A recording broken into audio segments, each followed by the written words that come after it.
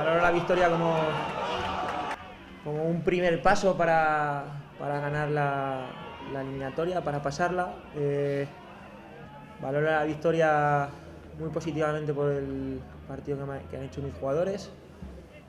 Y bueno, lo que hemos dicho ahora en el vestuario es que solo es la primera parte de la eliminatoria, queda otra. Y en cuanto a quién tenía más ambición, Prat no lo sé.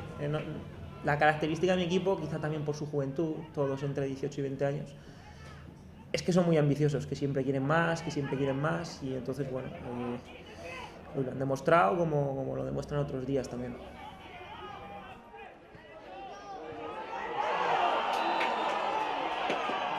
Res a dir, 0-2, victòria justa d'ells.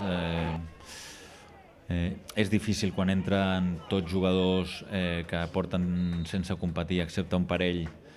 És difícil quan els ajuntes a tots que competeixin, i a més té un hàndicap aquest equip que és molt petit, i llavors en dues jugades d'estratègia, un córner amb una segona jugada i un saque de banda penjat a l'àrea, doncs ens han fet 2 gols, però bueno.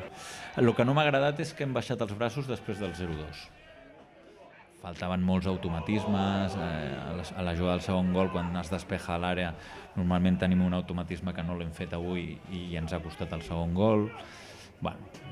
Jo penso que en línies generals ells es nota que són els jugadors que juguen cada diumenge. A nosaltres ens ha costat amb això.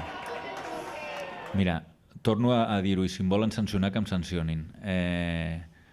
Jo estic fins als collons de jugar a la Copa Federació. Perquè tu no pots pretendre fer una competició sèria on l'àrbit sigui de la ciutat on juga un dels dos equips. I tot i que avui ens ha anat en contra la decisió, però si ens va en contra, perquè ens va en contra, i si ens va a favor, perquè ens va a favor. I t'explicaria una història que em va passar amb el Badalona a Teruel, que prefereixo no explicar-la perquè segurament m'inhabilitarien per entrenar. La Copa Federació o poses àrbits neutrals o continuarà sent la porqueria de torneig que és i que continuarà sent fins que no es canviïn aquestes normes. És poc sèrio. És poc sèrio que posis un àrbit de la localitat d'un dels dos equips. Si no volen gastar-se els diners, que no s'inventin aquesta competició, que no serveix absolutament per res. Només que, en el nostre cas, ens va bé per donar minuts a la gent que no té minuts. És millor fer un partit de competició que un partit amistós. Però el que és en si com a torneig és un torneig que no té cap sentit més que arribar.